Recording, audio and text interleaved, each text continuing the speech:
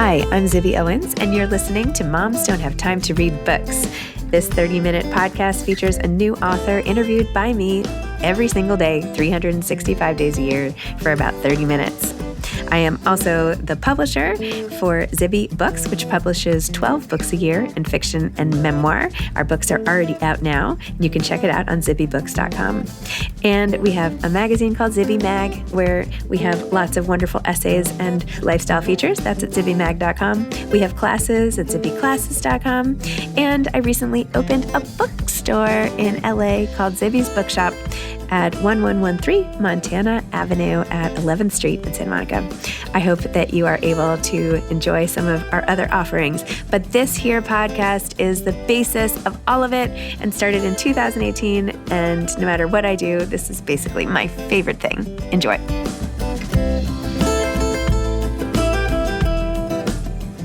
Kerri Maher is the author of All You Have to Do Is Call. She is also the USA Today bestselling author of The Paris Bookseller, The Girl in White Gloves, The Kennedy Debutante, and under the name Kerri Maher, This Is Not a Writing Manual, Notes for the Young Writer in the Real World. She holds an MFA from Columbia University and lives with her daughter and dog in a leafy suburb west of Boston, Massachusetts. Welcome, Kerri. Thank you so much for coming on Moms Don't Have Time to Read Books to discuss All You Have to Do Is Call. Thank you so much for having me. I'm excited to be here. Does anybody ever just sing the next line? And I'll be there. Anyway. Not yet, okay. But events are to come. So fingers crossed for that. There you go. Hopefully someone better than me at singing. And believe me, no one wants to sing the song. Okay. All you have to do is call. Tell listeners what this book is about, please. So this book is a novel that is loosely based on the women of the real-life Jane Collective, who operated an underground women's health clinic in Chicago before Roe. And they offered safe, inexpensive abortions among other women's health services. They offered pap smears and some birth control counseling and some STD testing. But really what they became known for was the safe abortions that they provided. And they started as a referral service in the late 60s. And they gradually they took over the process to offer the abortions themselves. So it was this women helping women, health organization. And when my novel opens, and I sort of took the idea of the Jane Collective and set it in Chicago and used some of the milestone moments of Jane, but made my characters entirely made up. So these women are figments of my imagination. They are not based on the real women. And I always want to flag that for people because my first 3 historical novels were biographical fiction. They were about Grace Kelly and Sylvia Beach, who were real women. So the characters in this novel are not real. You pointed out in the note that there were originally, 7 or 8, and now there are 7 women, and so it wasn't exactly the same and all of that. Right. Yes. So for people who are versed in Jane lore, I did in the author's note is like the ultimate mea culpa for historical novelists. It's here are all the ways in which I didn't follow the historical. But if you were to check my facts, these would not align. Yeah. And, I did it on purpose.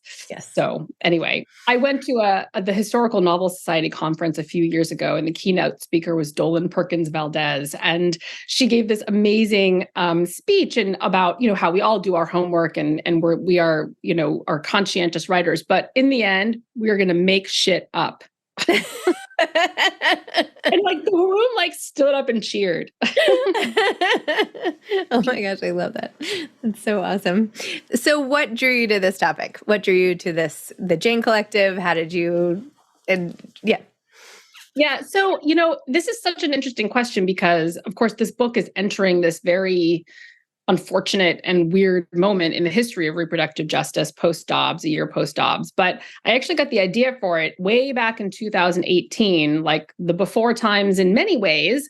I was driving to meet a friend for a movie, and I was listening to NPR, as I usually do, if I'm not listening to an audiobook. And I heard this amazing NPR sort of narrative news story about the women of the Jane Collective. And as they were talking about the story, I just went, what? They did what? Because, part of what is remarkable about the real life women of Jane is that they were women, very young women, actually, with no special medical training, who learned to give this one procedure and to women in their hours of need, right? And so this was just really remarkable to me. I mean, I was like, what? Like, like someone like me did this? And I stopped the car and immediately was like, has anyone written about them? You fire up Amazon and you're like looking for other novels, and no one had, the cursory search I did at the time. And I knew I had to write about them. And it was a journey, from that moment to this moment. It does, in some ways it doesn't seem like a lot of time, but it felt like a lot of time as I was living it. At that time, The Kennedy Debutante, my first historical novel, was about to come out. I was working on my second historical novel. So, I didn't know how I was going to get to write this really pretty different kind of book, but here I am. I feel really, really grateful and lucky that we're here now. No, it's amazing. Well, one of the things, in addition to, the abortions themselves and that whole sort of subplot and plot. I mean, what am I talking about? But I feel like there's this undercurrent of desire within a marriage that I found really interesting, where women and men, maybe their feelings are not as aligned after several years of marriage. Or is this person cheating? Is this person not cheating? Like, why is this person paying attention to me? Why isn't this person paying attention to me? What can I do? What am I doing wrong? All of this self-doubt that I don't feel like we get enough of necessarily in fiction of, for long married people, how they feel about, all the sexuality involved in that. So tell me a little more about that, because I found that to be very interesting. Oh, thank you for asking me about this.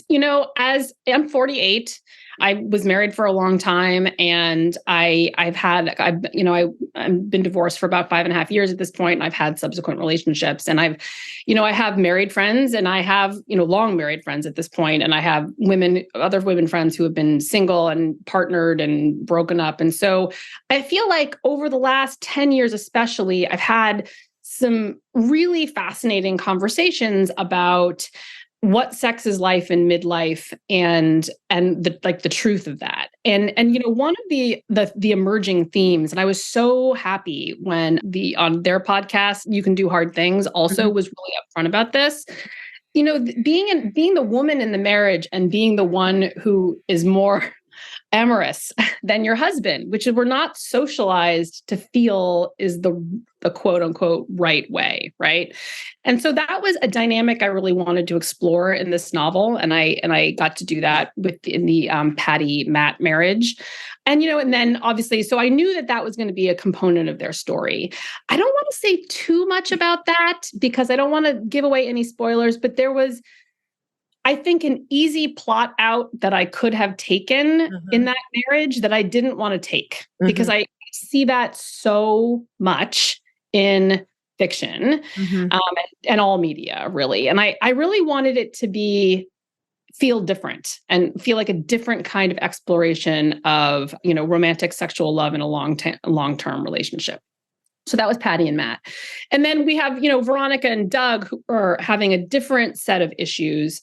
She's pregnant for most of the book, which, presents its own set of, romantic issues.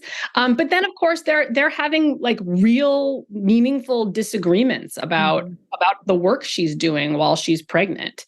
And I think, one of the challenges that I ran into in exploring all of these relationships was, how to make them satisfying to a 21st century reader without being anachronistic. So these characters don't have the therapy speak that we have. They don't have, the benefit of all the podcasts and all the things that we listen to about adult relationships. And so I'm like, okay, so how do I do that? So, there were a lot of drafts,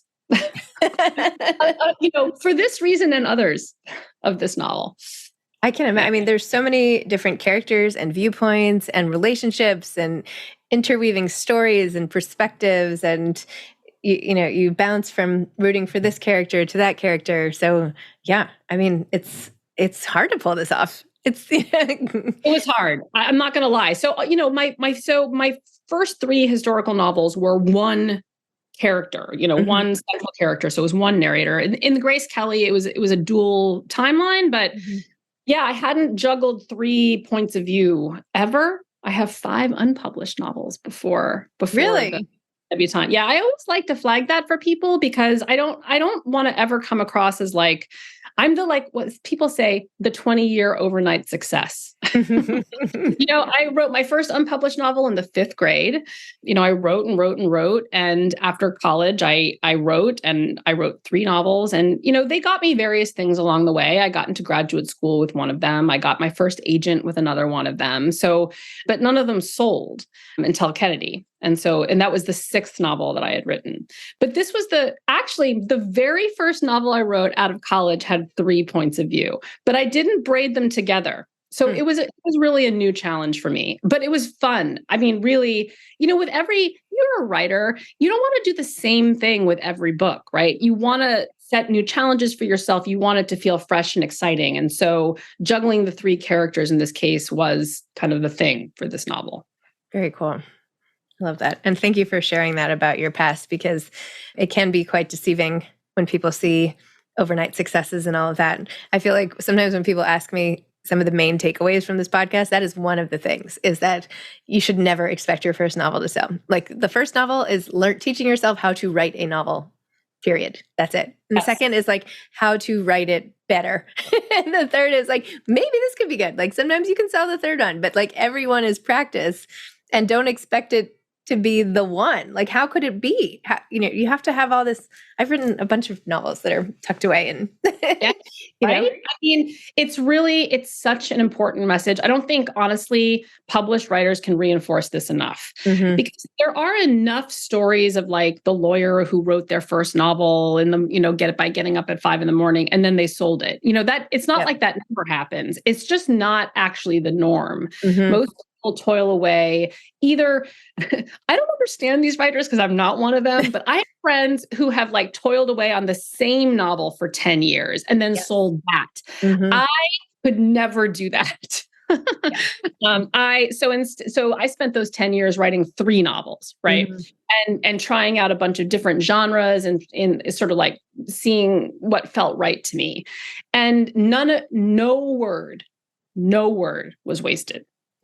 Every single word is a learning experience. You're, as you said, you're learning how to write a novel. It's an apprentice novel. But I remember, when I was 23 years old, writing that first novel, when somebody said that to me, I flipped out. I was like, no, it's not. Oh yeah. I was like, no. Mine's good though. until I was like racked with insecurity about it. But it's that curious tension. Yeah. Well, it just is what it is. The 6 novels that you set aside, also historical fiction? Like, did you always gravitate to that? No. So Kennedy was my first go at historical fiction. And it's totally amazing to me that it took so long for me to figure out that I should try historical fiction. My first novel was a serious work of literary fiction. I wrote right out of college. And then I went to graduate school. That novel got me into graduate school. So I went to graduate school. I got an MFA in fiction writing. And I wound up rebelling against having to only read Philip Roth and, Don DeLillo and everyone. I was like, I'm going to write a romance novel. So I did. I took one summer, I read a bunch of romance novels and I wrote one.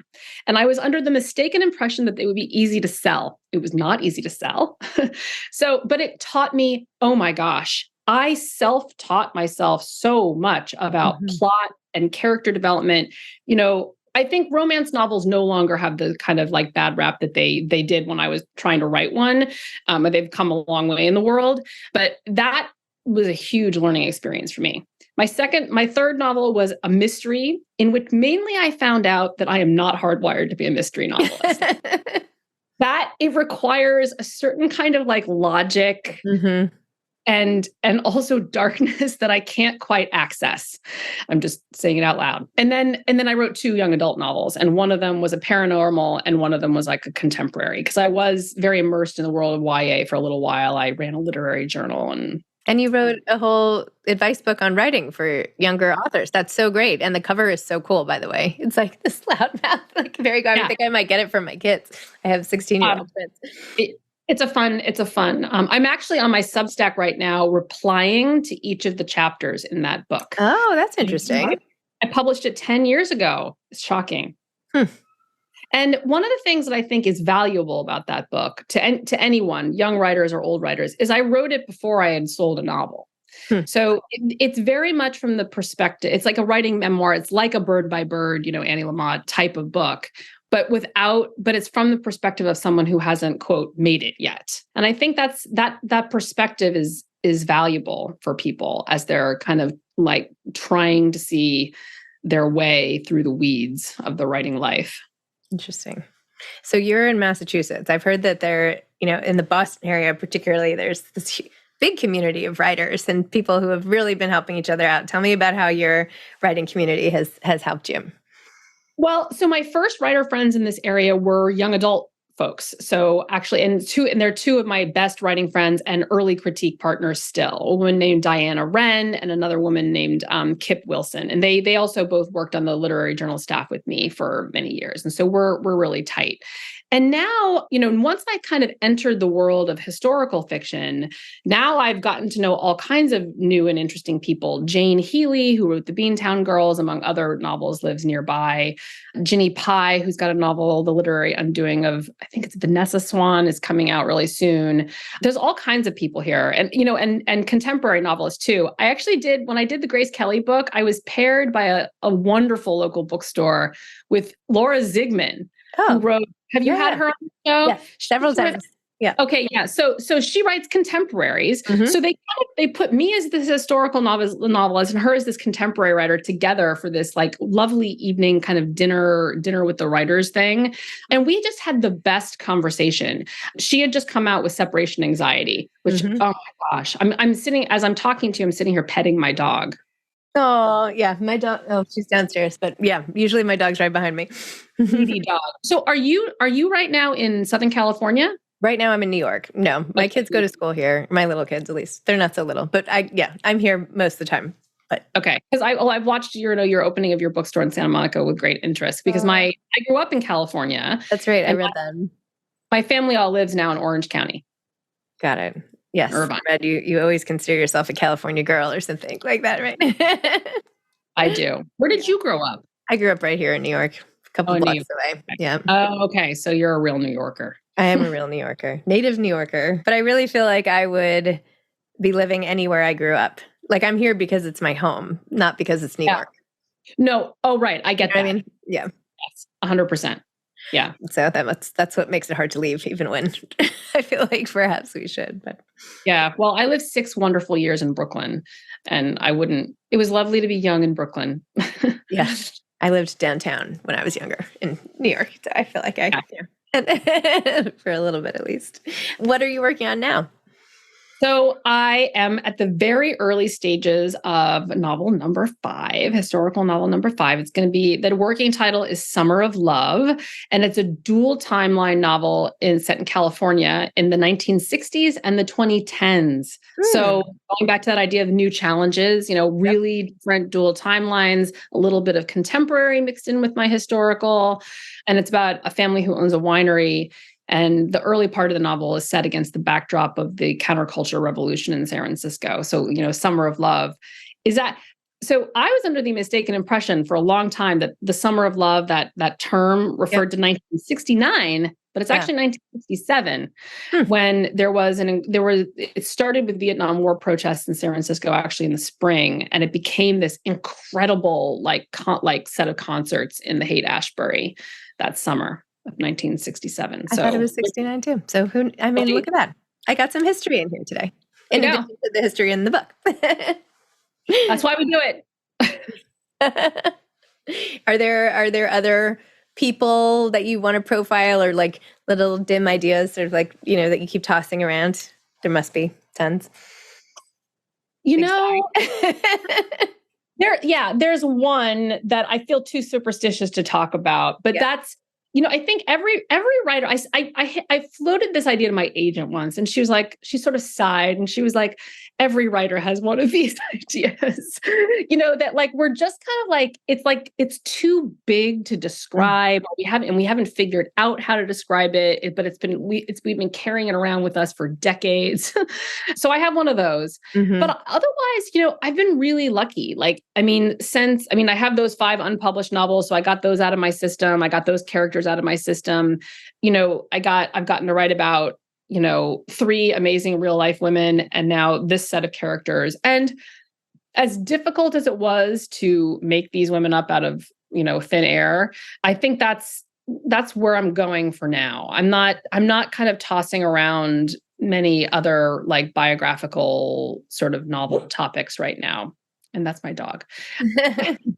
So many writers are doing it so well. Like so many like fabulous women have been written about. So we'll see, but you never know. Life is long, and we read and we get inspired by the strangest things. Like, all you have to do is call came from a news story I listened to.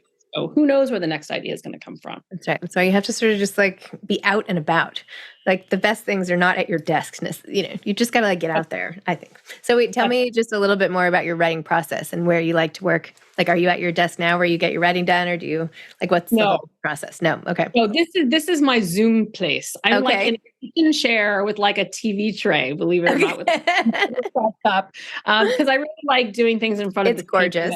That was the cover of the Paris bookseller. Yep. So, and I'm very comfortable here, but no, so I kind of move around. I live in a pretty small condo. So like I have a secretary desk in my bedroom. It's big, which I bought with the idea that I could close it. Yep. Just look like a dresser. Do I ever close it? No. But anyway, I do a lot of my writing there. Sometimes I write at my kitchen table, and sometimes I write at my couch, on my couch, or just to my right. But as I get older, the couch is less and less of a good idea. My back is not super happy with that choice. So, I'm really a morning writer. I'm not an early morning writer. I need to like sort of get up and caffeinated and get the dog walked.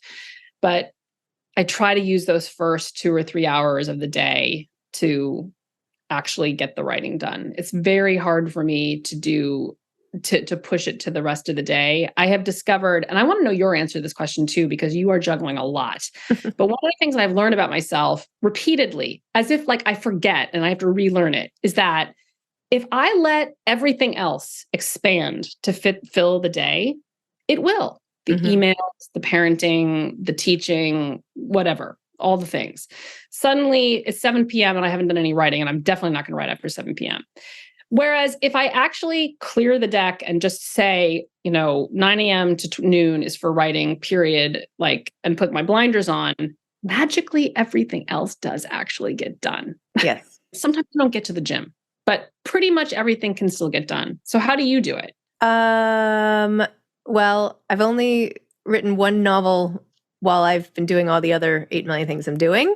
And I literally had to take time, like days away. Like I had to get out of my environment. Like I had a much harder time doing that than any other kind of writing, which I do like anywhere, around the kids, on a plane, in the doctor's room, whatever. But for fiction, I had to be like, I'm taking this day.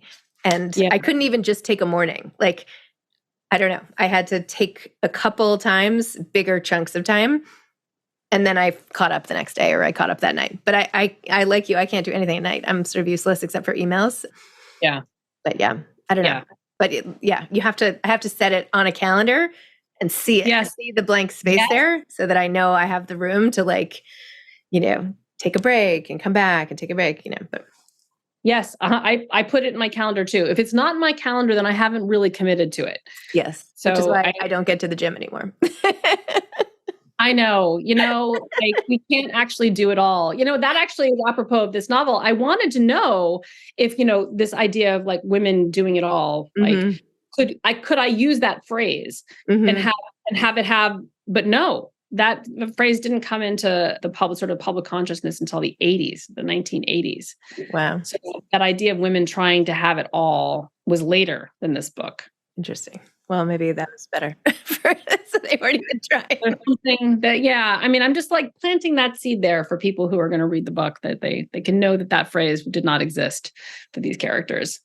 Interesting. So what is I know we've already talked about great advice already, but if you had to leave listeners with some parting advice for aspiring authors in particular, what would it be? Find your people. That's the thing that I tell everybody. I mean, really, the biggest difference anything has really made along the way for me is having other writer friends at different stages of their careers, sort of people who are further along who could be kind of mentors to me, but also, and really importantly, having peer friends who were slogging it out with me, who could, I could text them or call them when I got a rejection that particularly hurt, who would swap manuscripts with me and give me comments, and I would give them comments, just all the things writers do for each other at every step of the process. And now I'm really lucky. I have I have writers all over the country who all I have to do is call them. Oh, I love it. You should start like a phone tree called All You Have to Do Is Call, with like authors who agree to be on call for like aspiring author questions. Like you should do an All You Have to Do Is Call day of like aspiring authors and recruit all sorts of published authors to be there for like a hotline. What a great idea. Wouldn't that be fun? That would be so fun. Yeah. Yes. All right. I can see the whole branding with this whole cover look and feel and all that. Yes. Well, there was a moment when we were talking about covers. I was like, couldn't we have a phone on it? With a long cord. Never worked out. Yeah. And I love the cover. I love the cover too. It's really great. Kerri, this was so fun. Thank you so much for chatting. And yeah, I hope to meet you in real life. Absolutely love that. Thank you again for having me on the show. My pleasure. All right. Have a great day. You too. Bye. Thanks for listening to this episode of Moms Don't Have Time to Read Books. Don't forget to follow me on Instagram at Zibby Owens and at Moms Don't Have Time to Read Books. Also sign up for my newsletter at zibbyowens.com and sign up for my virtual book club and meet lots of authors on Zoom every other week. Thanks so much to Steve and Ryan at Texture Sound for the sound editing. And thank you to Morning Moon Productions for providing this fantastic intro and outro music.